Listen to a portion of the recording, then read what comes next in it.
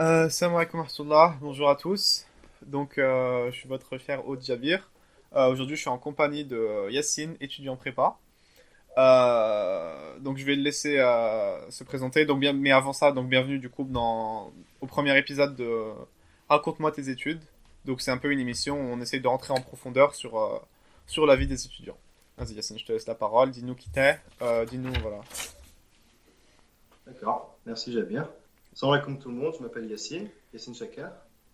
Donc j'ai été à Al-Kindi, j'ai fait les 7 ans à Al-Kindi de la sixième à la terminale. J'ai choisi une première terminale S. Ensuite, après la terminale, je suis entré en prépa scientifique. Ça a duré 2 ans. Et après cette prépa, je suis entré en école d'ingénieur à Centrale Marseille. Et là, je suis toujours en première année à Centrale. D'accord. Est-ce que tu peux nous donner rapidement, donc pour ceux qui savent pas, c'est quoi une classe préparatoire, comment ça fonctionne, le fonctionnement basique? D'accord. Alors déjà, ce qu'il faut savoir, c'est qu'il y a trois types de classes préparatoires. Littéraire, commerce et scientifique.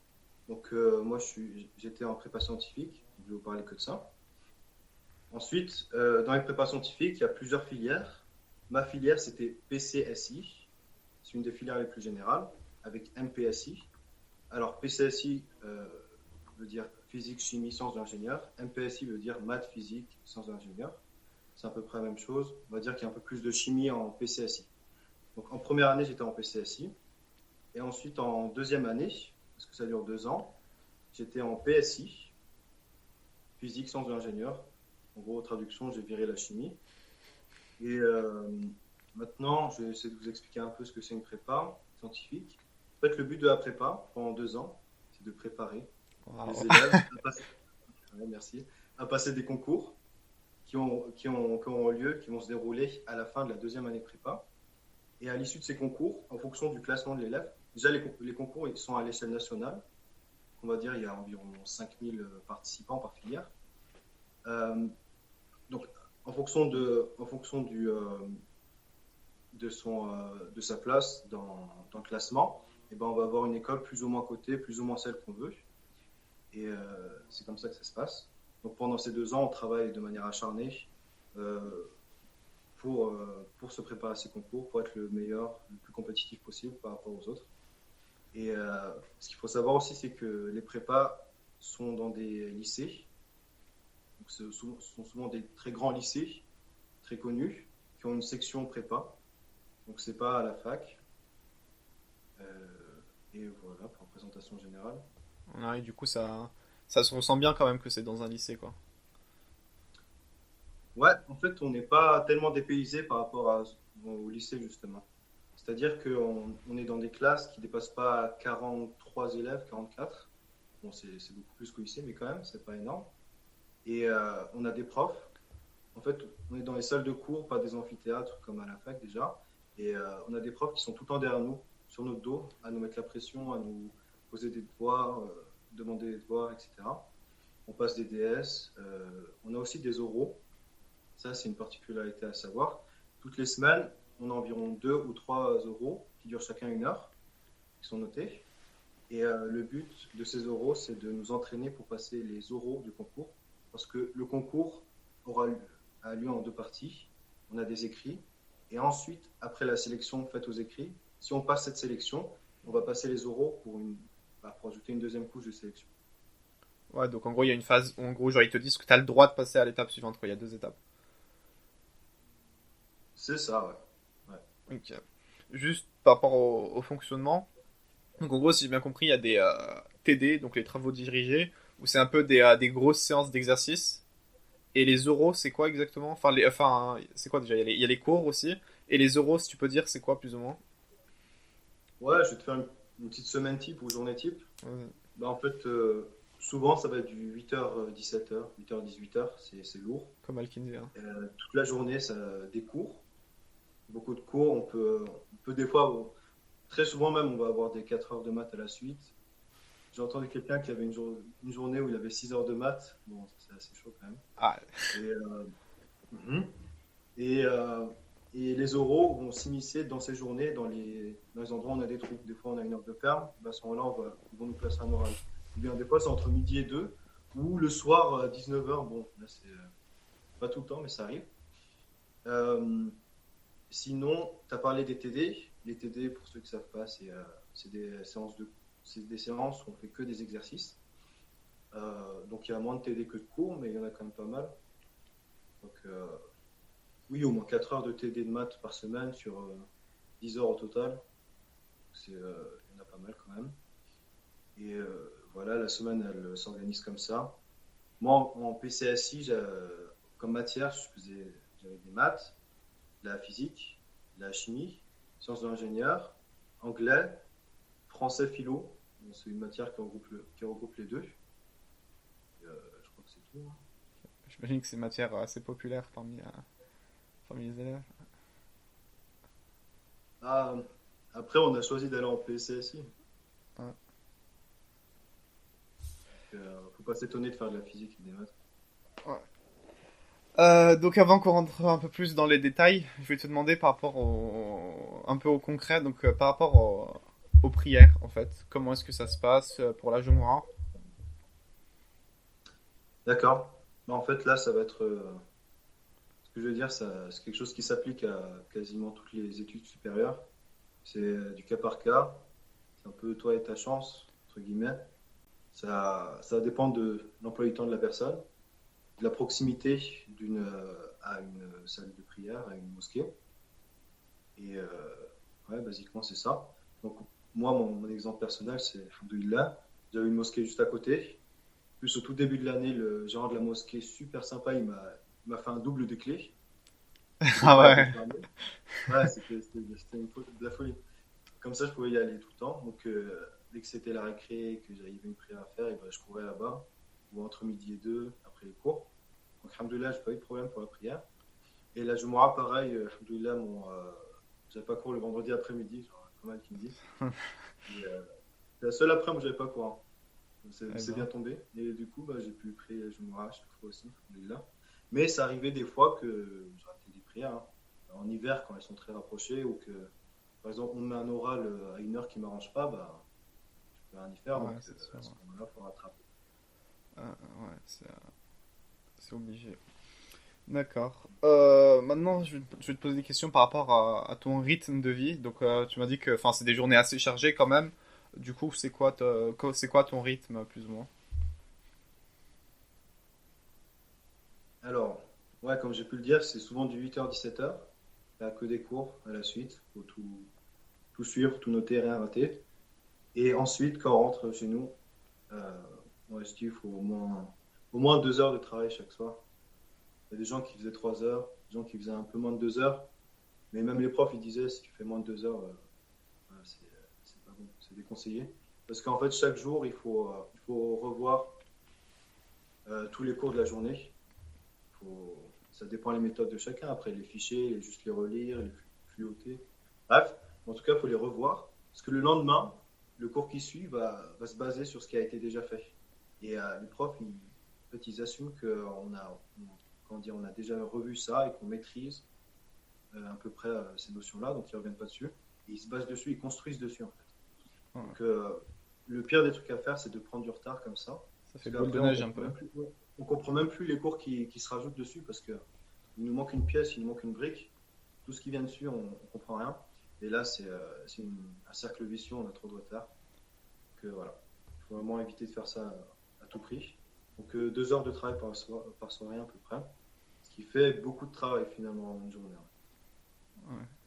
Mais quand même, on a le temps de faire du sport. Et d'ailleurs, c'est conseillé, voire obligatoire, dans certaines prépas, de faire du sport. Et vu que là, c'est, comme je vous ai dit, des très grands lycées, avec beaucoup de moyens, bah, pas mal de sport aussi. On a accès à toutes ces infrastructures. Donc, ouais, moi, je pouvais faire du sport 2, 3 fois par semaine. Et voilà. Ensuite, le week-end, bien là, pareil, la majeure partie du week-end, on va la passer à travailler. Parce qu'on a les TD, les exercices qu'on a fait de la semaine à revoir, les TD de la semaine d'après à préparer. On a très souvent des DM, peut-être pas toutes les semaines, mais très souvent, des DM à faire aussi. Des DS à préparer. Parce qu'un truc que j'ai pas mentionné, on a des DS tous les samedis matins. Ça, c'est quasiment dans toutes les prépas, c'est Ouais, général. c'est inévitable. Des DS de 4 heures, de 3 heures, 4 heures, euh, tous les samedis matins. Donc, on doit aussi préparer le DS de la semaine qui vient. et aussi souvent rattraper un peu de retard qu'on a pu avoir dans la semaine. Et bon, vous vous en doutez, on n'a pas vraiment un week-end en fait, vu qu'on a un DES le samedi matin, on a plutôt un demi-week-end. Et juste avant que je rentre juste au fond, parce que j'ai une question que j'ai oublié de te poser, est-ce que c'est possible de sortir, par exemple, imaginons c'est l'heure du dard, et t'as pas de... Enfin, tu rentres pas chez toi, c'est pas fini les cours, mais est-ce que t'as le droit de sortir pendant une pause, par exemple? Bien sûr. Ah non, par contre, tant qu'il n'y a pas cours, on est totalement autonome, hein. On n'a pas de surveillant qui nous bah, voilà, qui essaie de Ouais, nous c'est plus comme au contrôler, lycée, etc. quoi. On sort, on est vraiment autonome, on est voilà, Ouais, c'est dans les vraiment... études supérieures, quoi. Mm. D'accord. Mais bon, du coup, ça a l'air assez, assez exigeant, etc. Et au niveau du mental, est-ce que ça fait une pression ou pas de tout le temps travailler, etc. Ou comment tu le vis? Bah, j'ai envie de dire, c'est là que le tri se fait, en fait. C'est au niveau du mental, parce que, en fait, on peut se dire, oui, il y a des gens qui sont, entre guillemets, des génies, des gens qui sont vraiment doués naturellement, etc. Mais en fait, toutes ces différences-là, sont nivelées en prépa. Quand on entre en prépa, la difficulté, elle monte d'un seul coup. Ce qui fait que quelqu'un qui bossait pas au lycée, qui se débrouillait bien, bah là, d'un coup, il va se retrouver obligé à bosser. Donc ça compte plus déjà. Maintenant, la vraie différence, l'endroit où elle se fait, c'est en termes de méthode de travail, de capacité de travail et de capacité à tenir sur le long terme. Euh, voilà, c'est là où se fait la sélection. Donc mentalement, c'est assez éprouvant. Mais j'ai envie de dire quand même, on s'habitue au bout d'un moment. Peut-être les premiers mois, c'est assez choquant, mais si on a vraiment envie de réussir, si on a des écoles en tête, on a vraiment envie d'avoir, et ben on s'y fait. Et ça dure 2 ans, donc après le premier semestre, c'est déjà du quotidien, quoi. Ouais, c'est ça. Après l'écart, est-ce qu'il est vraiment... On le ressent vraiment beaucoup? Ou alors est-ce que t'as quand même un peu le temps de faire un peu progressivement, j'ai envie de dire? Je veux dire l'écart entre quoi et quoi? Entre quand, pardon, quand tu sors du... Enfin, je veux dire, je comprends bien que l'écart du niveau prépa et niveau terminal, il est énorme. Ah, Mais, oui. mais je veux dire, vous sortez tous de terminal. Donc au final, je veux dire, le temps que toi tu vas mettre à t'adapter, c'est le même temps que tout le monde. Donc comment est-ce C'est ça, que... c'est ça. Ok. Donc oui, l'écart en termes de niveau académique, il n'y a rien à voir en termes d'exigence, de rédaction en maths par exemple. Euh, Rien à voir, on ne laisse rien passer. En physique, on introduit des notions beaucoup plus complexes, profondes, des notations, etc. Ouais, ça change drastiquement. Et comment dire? Alors, ce qu'il faut garder en tête, surtout dans les premiers mois, c'est que tout le monde vit ça en fait. Tout le monde vit cet écart. Et même s'il y a toujours un ou deux gars qui arrivent à avoir des 19, 18 comme ça, la plupart des gens, ils se tapent des sales notes. Et c'est normal. C'est une question d'acclimatation. Et donc, bien sûr, cet écart, il va se refléter dans les notes au tout début. Je sais pas, ma première note en physique, ça devait être 5,5, 6. Voilà, j'avais jamais eu ça toute ma vie, quoi. Et en maths, ça allait un peu mieux, mais voilà, c'était quand même pas excellent. Mais tout le monde subit ça. Et, euh, et en fait, la finalité, c'est ça qui est intéressant pour pas. Le but n'est pas d'avoir des bons bulletins, des excellentes notes tout le temps. Le but, c'est de réussir au concours.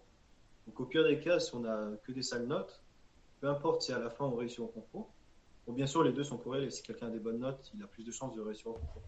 Mais il n'y a pas cette pression d'avoir tout le temps des bonnes notes parce que c'est le dossier, parce qu'on ne va peut-être pas passer, nanana, etc. Voilà. Donc, il ne faut pas non plus se focaliser sur les notes. Il faut se focaliser notre évolution, sur l'évolution de notre méthode de travail. Et Ok.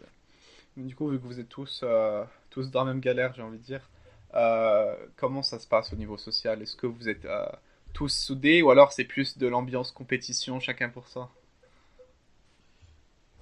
alors là, ça va vraiment dépendre des prépas. Personnellement, dans ma prépa, d'ailleurs, je ne l'ai pas mentionné, j'ai fait ma prépa au lycée Champollion, à Grenoble. Voilà, on fait ça ici. Bref. Alors, dans ma prépa, même, ça va même dépendre des promos, en fait. Moi, ma promo, il y avait une plutôt bonne ambiance. C'est-à-dire qu'il y avait de l'entraide et on se motivait au travail en fait. Ça, un autre truc à prendre en compte, c'est que quand on est dans une atmosphère studieuse comme ça, mine de rien, même si on n'est pas un gros bosseur de base, on se retrouve à bosser. Parce on voit tous les gens autour de nous qui passent leur temps à faire ça. Et, on n'a pas le choix en fait. Inconsciemment, ça influe sur nous. Après, je sais qu'il y a des prépas où on peut retrouver des ambiances vraiment compétitives. En gros, pour réussir, il faut que je marche sur l'autre. Et ça, c'est vraiment moche. Après, je ne vais pas dire que dans la prépa, il n'y en avait pas. Il y avait quelques personnes comme ça, mais j'étais souvent isolé et voilà, les gens préfèrent. Voilà. Ça se comprend quand même, les gens préfèrent ne pas traîner avec ce genre de personnes. Et aussi, les profs étaient assez, comment dire, ils nous soutenaient, ils nous encourageaient. Par contre, ils cassaient aussi. Ils n'hésitaient pas à casser les élèves. Donc c'est ça, en fait, quand on est dans la moyenne, ou on va dire dans la grande moyenne de la promo, on se débrouille pas trop mal. Mais on a du potentiel, ou bien qu'on est vraiment très bon. Les profs, ils vont être derrière nous, ils vont nous motiver, ils vont nous dire tu peux mieux faire, je suis sûr que tu peux mieux faire. Voilà, j'en attends plus de toi, mais voilà, de manière bienveillante. Par contre, c'est vrai ça, il faut le savoir. Si on est vraiment largué, trop de retard, les notes très mauvaises, et que les profs sentent qu'on n'est pas à notre place, ils ne vont pas hésiter à nous casser. Moi, par exemple, il y avait un gars qui, en maths, il avait tourné autour de 2 tout le temps, 2 sur 20. Et le prof, à un moment, il a dit bon, j'espère que tu as fait un parcours sup parce que l'année prochaine, tu ne vas pas pouvoir rester ici. Donc là, Aïe. fin de classe, il y avait encore plein de gens dans la classe. Voilà quoi, c'est pas sympa. Quoi. Ouais, y a pas beaucoup de tact. Est-ce que t'as d'autres... Vas-y, fais croquer les anecdotes. C'est ça. Est-ce que t'as autre chose à... Ah oui, D'autres exemples? bah, la grande blague, c'était dès qu'il y avait quelqu'un qui avait des mauvaises notes ou voilà, que le prof ne le sentait pas, il lui dit toi, tu vas finir en fac de droit. Je sais pas pourquoi la fac de droit, cette réputation, mais bon, tu vas finir là-bas. Quoi. C'est la pire des choses.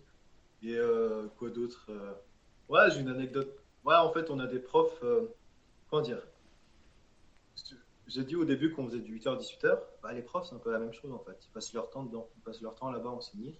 Ils ont des emplois du temps très chargés. Et souvent, ce genre de profs, bah, on va dire, c'est des gens qui sont assez bien investis dans leur matière et on va dire qu'ils pensent quasiment qu'à ça. Et par exemple, mon prof de maths, bah, il avait très peu de tolérance quand on faisait des erreurs qu'il estimait bêtes en maths. Je le voyais presque comme un manque de respect. Et ça fait qu'à un moment, il a menacé une fille avec une chaise. Il était assis sur une chaise au fond de la classe. Il s'est levé, il l'a pris comme ça. Il est monté jusqu'au tableau, il l'a menacé avec. Parce qu'elle faisait que de refaire la même erreur à chaque fois. Bien sûr, elle a encore plus paniqué, elle a encore refait l'erreur. Et, bon, il n'a pas frappé, bien sûr, mais il Oh, était bah, pas loin. j'imagine qu'il rigolait, peut-être. Ouais, bon, c'était un rire tendu, tu vois, genre. Tu vois les veines sur son visage quand même. Un rire, il rigolait, mais si tu continues à faire ça, je vais lâcher la chaise, tu vois. Euh, Ouais, bon, j'ai beaucoup d'anecdotes, mais bon, ça va être. ok, je vois le genre. Et du coup, comment ça se passait parce que du coup, c'est... Enfin, travail, travail, travail. Est-ce qu'il y a une petite place pour la spiritualité ou non? Ou comment ça se passe? Est-ce que c'est 2 ans où tu fais vraiment que ça? Ou alors est-ce que tu peux faire quand même d'autres choses? Alors, comment dire? Ça, c'est quelque chose que une réalisation que j'ai personnelle, on va dire, que j'ai faite. C'est que le fait d'avoir beaucoup de temps libre n'équivaut pas, ne veut pas forcément dire qu'on va, spirituellement parlant, on va mieux s'investir, plus apprendre notre religion, plus apprendre le Coran, plus passer de temps à faire ça. Ce que j'ai, ce que j'aime, par exemple, en prépa, moi, dans ces 2 ans de prépa, j'ai appris. La quantité de Coran que j'ai appris, on va dire, c'est incomparable par rapport à ce que j'ai pu apprendre tout le reste de ma vie. J'ai jamais autant appris de Coran que pendant ces 2 ans de prépa. Et pareil en termes de dire sciences religieuses, etc. J'ai appris énormément de choses que, bah, voilà, sur la même période que j'aurais jamais pu apprendre.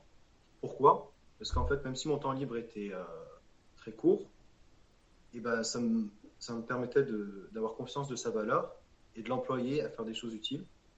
Et ce qui fait que dès que j'avais du temps libre, et ben, je l'utilisais pour faire faire ce genre de choses, pour m'instruire ou bien pour apprendre du Coran, etc.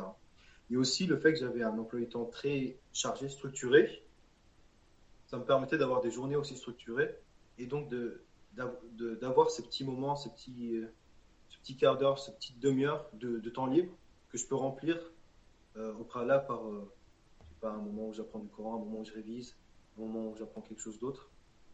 Alors que quand on a beaucoup de temps libre, un emploi du temps déstructuré, souvent on part dans tous les sens un peu et on passe beaucoup de temps à faire des choses inutiles. Par exemple, jouer, je sais pas, jouer aux jeux vidéo ou regarder des vidéos qui servent à rien. Et par exemple, pendant ces 2 ans, j'ai quasiment pas joué aux jeux vidéo et ça m'a fait beaucoup de bien. Et donc, même maintenant, là, maintenant que j'ai fini la prépa, bah, j'ai un peu un regard nostalgique sur ces 2 années parce que je me rends compte que j'étais extrêmement productif euh, sur tous les plans, aussi bien scolairement que religieusement, spirituellement. Et ça manque un peu. Ouais, c'est qu'en gros, en fait, justement, le fait que le temps il te soit un peu pris, ça te force à reconsidérer tes priorités avec ce que tu fais ton temps, en fait. C'est ça. Ouais. J'ai pas assez de temps pour aussi bien apprendre des choses religieuses et jouer au jeu, par exemple. J'ai pas le temps de faire tout ça. Donc après, bah, c'est, voilà, c'est une question de prioritisation. Et, euh, et aussi, voilà, on a conscience de cette valeur du temps libre. Quand on a toute une après-midi devant soi, bon, on se dit, je suis pas pressé, je vais peut-être pas prendre cette page maintenant, je vais attendre 2, 3 heures. Et l'après-midi, elle passe et finalement, on fait rien. Alors que là, j'ai 15 minutes chrono. Après, il faut que je reparte sur un exercice ou bien il faut que je parte en cours. Donc là, c'est 15 minutes chrono. Je vais être à fond, toute mon attention sur le Coran. Tu vois. Tu vois. Euh, ouais, je vois le genre. Donc, du coup, comment tu pourrais dire que ça t'a fait. Est-ce que la prépa, ça t'a fait grandir? Mais dans le sens. Qu'est-ce que ça t'a apporté? C'est-à-dire que même si t'avais. Je sais pas, imaginons que ça se soit mal passé pour les concours et que t'aies rien gagné en termes académiques, tu vois. Genre que t'aies pas pu intégrer quelque chose, etc. Comment est-ce que la prépa, elle t'a affecté? Tu vois, comment elle t'a fait changer? Bah, déjà, j'ai changé de ville. De base, j'habite à Lyon. J'ai dû aller à Grenoble. J'ai dû prendre un appart tout seul, apprendre à vivre tout seul en autonomie, faire toutes les tâches qu'on n'a pas forcément l'habitude de faire. Il y avait déjà ça. Donc ça, bien sûr, comment dire, ça fait grandir. Aussi, en fait, surtout le fait d'avoir l'occasion, je trouve que la prépa donne l'occasion de révéler tout notre potentiel en termes de productivité. C'est-à-dire qu'on a des journées très chargées, très peu de temps libre, donc on va essayer à chaque fois de maximiser tous ces moments. On maximise nos moments de travail et même nos moments de repos, on les maximise en fait. Donc sur ce point-là, ça m'a permis d'en apprendre plus sur moi, mon potentiel, ma productivité, on va dire, maximum, ce que je peux faire en très peu de temps. Et, et aussi, c'est ça, on est tout le temps occupé, donc on n'a pas le temps de faire des choses inutiles, des choses qui ne nous rapportent rien, ou bien même des choses qui nous font du mal. Et ça, c'est vraiment bien aussi. Donc, ouais, personnellement, moi, ah oui, autre chose, le fait de du coup, d'habiter tout seul dans une autre ville. Mais bon, après, ça, c'est pas forcément un prépa, mais c'est en règle générale, quand on quitte on va dire, le cocon familial, bah, ça nous permet de prendre conscience aussi comment dire, de l'amour qu'on a pour notre famille. Quand on vit tout le temps avec eux, bah, ça devient un élément du décor, j'ai envie de dire. On se pose même plus la question, ah ouais, ma mère, elle m'a préparé à manger, là, c'est super bon, etc. On se dit plus ça, parce que c'est le quotidien, ça arrive tout le temps. Et alors que là, quand on passe des semaines tout seul et qu'on revient, qu'on a enfin un repas digne de ce nom, Autre chose que des pâtes. on peut avoir mangé des pâtes et du riz blanc pendant 2 semaines, bah là, ça fait plaisir. Là. Et là, voilà, on prend conscience, on remercie. Que ça aussi, ouais, c'est assez important. Ouais, donc donc il y a cet aspect-là et ça t'a aidé à t'autonomiser en fait, à prendre tes Exactement. responsabilités, etc. Exactement, ouais. Ouais, parce que du coup, genre, Là, chercher un appart, s'entendre bien avec le proprio. S'il y a quelque chose qui se casse, des travaux à faire, bon, bah, contacter les gens, etc. Même plus basiquement, faire ses courses, c'est de garder une bonne hygiène de vie, de faire le ménage souvent, la vaisselle. Mm. Bon, ça, je peux pas le garantir, mais voilà, quand on essaye. Et, et tout ça, ouais, ça fait partie de Et puis l'immunisation. j'ai l'impression qu'il y a une autre dimension aussi, c'est que, tu sais, quand on... Tu sais, au lycée, bah, tu sais, t'es au lycée, quoi, genre tout le monde est obligé d'y aller. Alors que là, c'est toi qui as fait le choix de prendre une formation qui était un peu soutenue en termes de... Tu sais, un peu exigeante, en fait, donc... je sais pas comment le dire, c'est qu'en gros, ça t'a... C'est que Ouais, c'est maintenant, ça, en tu fait. faisais pour toi, quoi, genre, tes propres Mm. objectifs que tu poursuivais. C'est ça, ouais. Tu as choisi ta filière, tu as choisi les matières que tu veux faire, ou la majorité, parce que personne ne choisit français philo. Pas te Ouais. mentir. Voilà. Et, euh, et aussi, même en termes de. Tu me parlais de mental avant, bah, quand tu survis les 2 ans de prépa, tu as un mental d'acier, quoi. Parce que tu as eu des coups de pression, il y a bien des moments où tu n'as pas pu rendre le DM à l'heure et tu t'es fait saquer par le prof, tu t'es pris des notes presque négatives. Ça arrive qu'on ait des notes négatives aussi, ou zéro. Genre, voilà quoi, genre, pour encaisser tout ça, bah, parvenir à encaisser tout ça, ça forge le mental. Donc, ouais. Et même les concours en eux-mêmes, c'est assez éprouvant. On passe 3 semaines de concours écrits tous les jours, et 4 heures de maths, 4 heures de physique tous les jours. On a plusieurs épreuves de maths et de physique et plusieurs concours.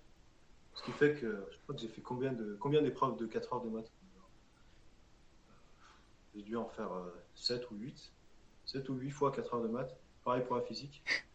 Ouais. Il y a des gens qui en font encore plus. Bref. Et une fois qu'on a passé ça, il faut faire les oraux. Souvent, on doit partir à Paris, parce que c'est là où il y a tout. On doit partir à Paris, prendre un Airbnb, passer les oraux là-bas. Donc, pareil, c'est un gros stress, euh, une grosse fatigue. Après 4 semaines de concours tous les jours, on n'a plus rien, on est des zombies. Et là, maintenant, on doit monter à Paris pour passer des oraux. Bon, je dis tout ça, mais moi, je ne l'ai pas fait, faut dire quand même. J'ai pas passé les oraux parce que avec le Covid, ça a été annulé. Ah oui, ah oui, c'est vrai. Alhamdoulilah. Alhamdoulilah. Donc, voilà. Mais en temps normal, c'est ça. Il faut s'attendre à ça. Ok. Donc là, c'est à peu près ton expérience personnelle, mais je pense que tu as passé beaucoup de temps à réfléchir sur ça et tu as rencontré beaucoup de gens en prépa aussi, tu as plein de profils différents. Est-ce que, si je te dis la prépa, c'est pour qui, est-ce que tu es capable de répondre ou pas? Ou c'est vraiment pour tout le monde, ou c'est pour vraiment que les âmes d'acier, c'est pour qui? Non, ouais, j'ai réfléchi quand même. Alors, moi, je dirais que la prépa, c'est pour des gens qui n'ont pas d'hostilité envers le fait de travailler beaucoup et même de travailler beaucoup chez soi, et ce pendant une très longue durée, c'est-à-dire 2 ans. Euh, Aussi pour les gens qui n'ont pas peur de la difficulté, même pour qui ça les attire, ça existe, hein, voilà. Donc qui ont envie de se challenger un peu intellectuellement. Et, euh, et en règle générale, la majorité des profils qui a un prépa, c'est des gens qui se débrouillent plutôt bien ou très bien au lycée. Je ne vais pas sortir des mentions au bac parce que il y a eu plein de profils. Bon, la plupart des gens ont des très bien. Après, il y a des biens aussi. Même des assez bien, en fait, hein, dans la classe. Des gens qui se révèlent aussi en prépa, qui étaient moyens au lycée, mais qui ont toujours eu cette curiosité intellectuelle pour les choses un peu plus compliquées, d'aller plus en profondeur en maths, en physique, en chimie, et qui ont aussi on va dire une bonne méthode de travail, une bonne hygiène de travail. Ben, ce genre de personnes se sont révélées en prépa. Et vraiment, j'ai été témoin de montée en puissance d'un gars qui était au fond du fond de la classe, très mauvaise note en tout premier semestre. Après, une montée en flèche, parce qu'en fait, il a fait que travailler hein, régulièrement, il n'avait jamais abandonné. Et petit à petit, il a profilé sa méthode de travail. Et à la fin, il est passé dans les premiers, dans la tête de classe, dans les 5 premiers.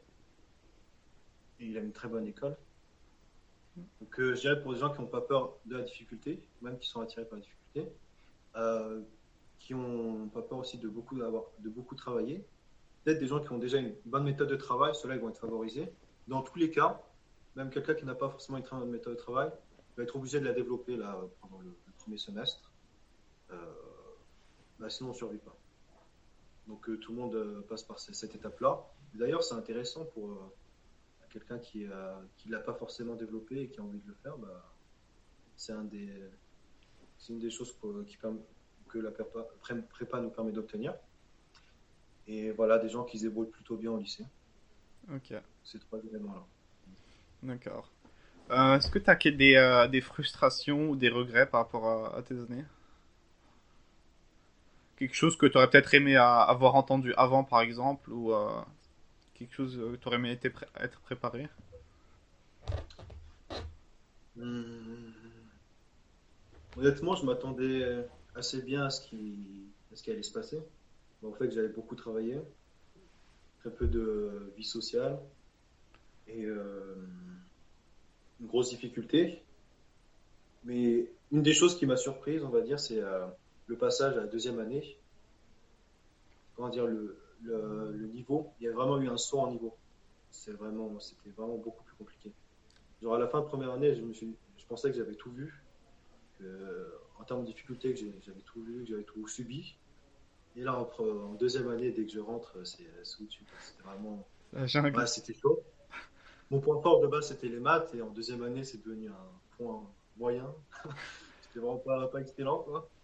Et mon point faible, la physique, est devenu encore plus faible. Euh, J'ai cru voilà. t'à dire est devenu mon point fort. Non, non, non, ça aurait été trop beau, ça. Non, non, tout a été diminué. Donc, je m'attendais vraiment pas à un tel saut de niveau. Ah oui, par contre, un truc que je n'ai pas dit, qui est assez important, c'est pas dans toutes les prépas, mais on va dire dans les grandes prépas, il y a ça. En fait, il y a quelque chose qu'ils appellent une classe étoilée. Alors, en fait, en première année, on est tous première année, il n'y a pas de, on est dans notre filière respective.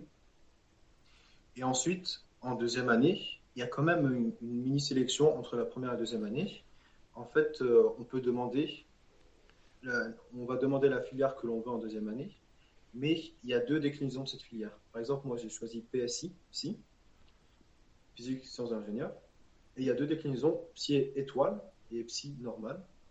Et en fait, en pratique, ceux qui vont aller en Psy étoile, c'est plutôt les gens qui étaient bons de base en première année, qui avaient un assez bon classement, et dont les profs sentent qu'ils ont le potentiel de survivre en classe étoilée. Et en classe étoilée, par contre, le niveau est très haut, comme j'ai pu le dire juste avant.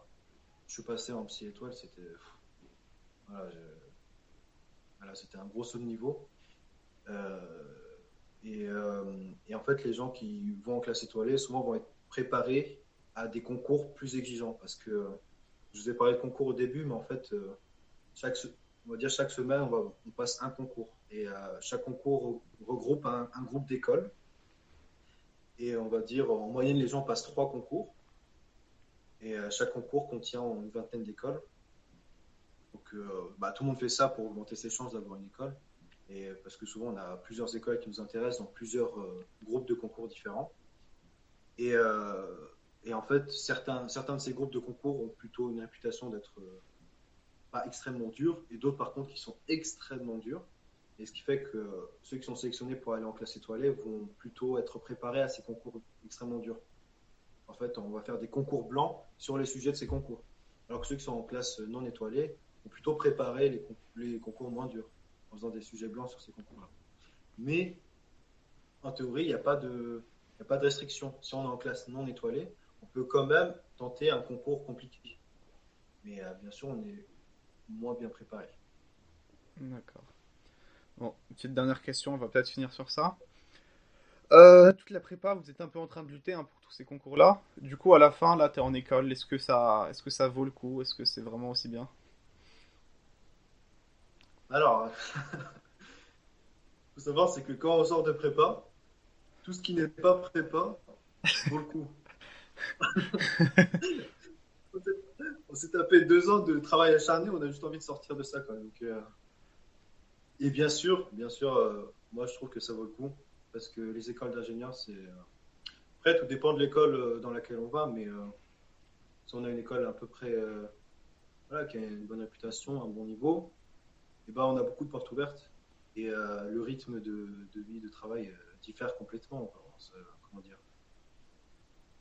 euh, on a beaucoup moins de cours, on a beaucoup moins d'exigences. Souvent, c'est des amphis, dans l'amphithéâtre, des grandes classes.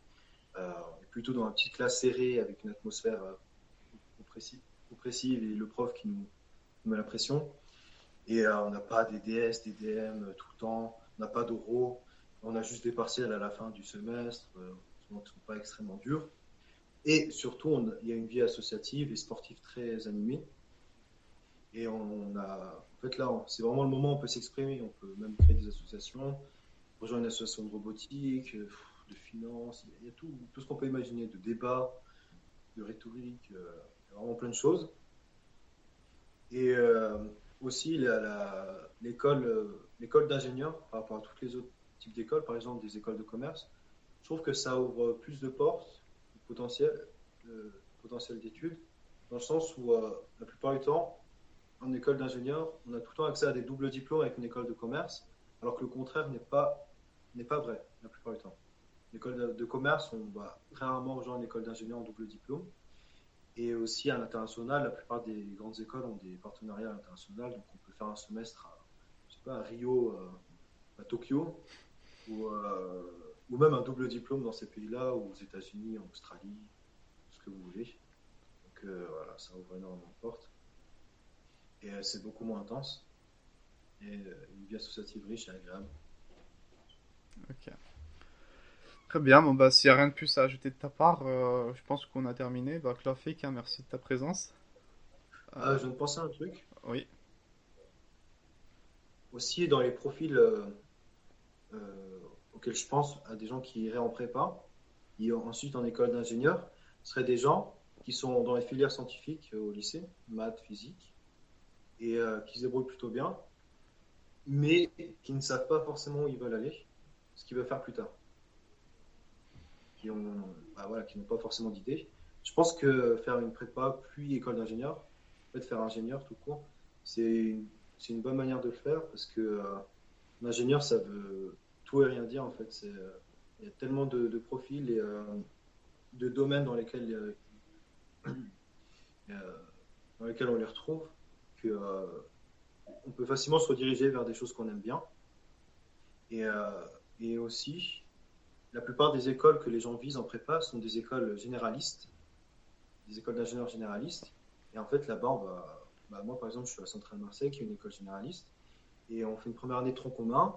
Et ensuite, on commence à spécialiser. Et petit à petit, on se spécialise de plus en plus. Ce qui fait qu'on a le temps de vraiment découvrir. En fait, au début, on touche un peu à tout pour découvrir ce qui nous plaît vraiment. Et ensuite, on commence à se spécialiser dans cette filière-là.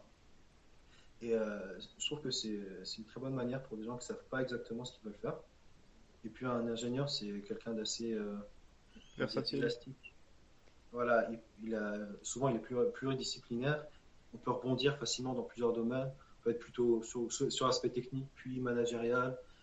Euh, on peut jongler entre ces deux domaines-là. Donc ouais, c'est un bon choix de formation, on va dire, pour des gens qui ne savent pas trop ce qu'ils veulent faire, mais qui veulent quand même rester dans le domaine scientifique. D'accord. Bon, bah Claude, donc je pense qu'on a vraiment fini cette fois. C'est bon. Euh, voilà, bah j'espère que ça va être utile. Donc merci si vous êtes, si vous êtes resté jusqu'à la fin de l'épisode. Et puis je vous dis à bientôt pour l'épisode 2. Allez, samouraï quoi, ça va. Ouais, comme ça.